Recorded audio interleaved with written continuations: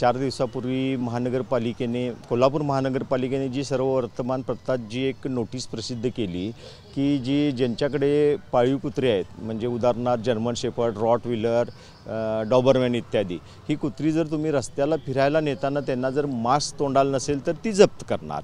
हे सर्व ॲक्च्युली हे जे नोटीसच चुकीचे आहे, कारण आपले मूलभूत प्रश्न काय आहेत की भटक्या कुत्र्यांचे, त्यांच्यावर तुम्ही आत्तापर्यंत काय ॲक्शन घेतली किंवा काय कारवाई केली? आत्तापर्यंत तुम्ही मागचं रेकॉर्ड काढला तर महापालिकेने एवढा खर्च टाकले की नसबंदीला एवढे खर्च झालेत, एवढे खर्च झाले तर गेल्या वर्षीच्या तुलनेत दरवर्षी कुत्र्यांची संख्या कशी वाढते?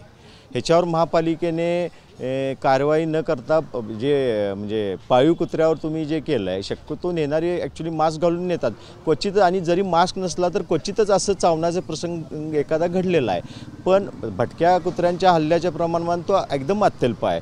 जनरली आम्ही जी कुत्री पाळतो ते पूर्णपणे व्हॅक्सिनेशन केलेलं असतं, त्याला सगळी आम्ही काळजी घेतली, कारण ते आमच्या घरात असतात कुत्री।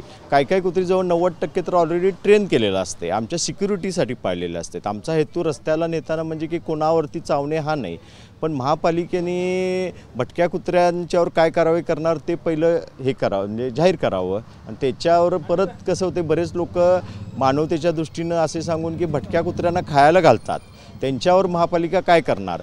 मध्ये एक सुप्रीम कोर्टाने त्याबाबत एक निर्णय दिला की असं करणं, मग महापालिका त्याबद्दल त्यांना नोटीस काढावी व त्यांच्यावर प्रतिबंध करावा त्यांनी।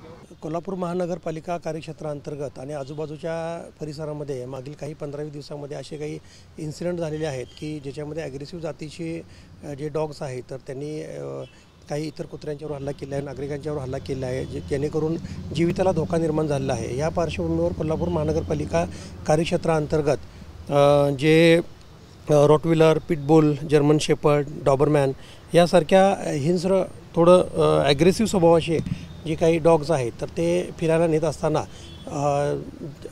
नागरिकांनी काय प्रिकॉशन घेतली पाहिजे याच्याबाबत आम्ही मार्गदर्शक सूचना इश्यू केल्या आहेत। त्याच्यामध्ये त्यांनी त्याला मजल घालायचं आहे, म्हणजे कुठल्याही प्रकारे तो डॉग हा उघडा, म्हणजे त्याचं तोंड उघडं राहणार नाही अशा प्रकारे मजल घालायची आहे।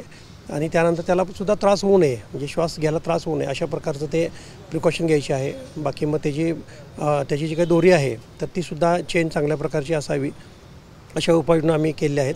आणि जर का मजल न घालता उघड्यावर जर का असं डॉग फिरवल्याचं आढळलं तर ते जप्त करण्यासंदर्भात किंवा त्यांना दंड लावण्यासंदर्भात महानगरपालिकेमार्फत कारवाई करण्यात येणार। त्याचबरोबर सर, भूमिगत जे गॅस पाईपलाईन जणांचा बळी गेलेला आहे त्या भूमिगत उदाईला परवानगीच नाही अशी माहिती सर, काय अधिक? ओके, आता याच्याबाबत थोडी मी डिटेल माहिती घेतो, पण ॲक्च्युली परमिशन असायला पाहिजे, पण नेमकी परमिशन आहे किंवा नाही किंवा कधी घेतली याच्याबाबत थोडी माहिती घेऊन मी आपल्याला डिटेल देतो। सध्या या घटनेमध्ये काय कारवाई झाली? ती आता कारवाई यांच्या डिपार्टमेंटकडून होते, महानगरपालिकेचा रोल लिमिटेड आहे त्यामध्ये।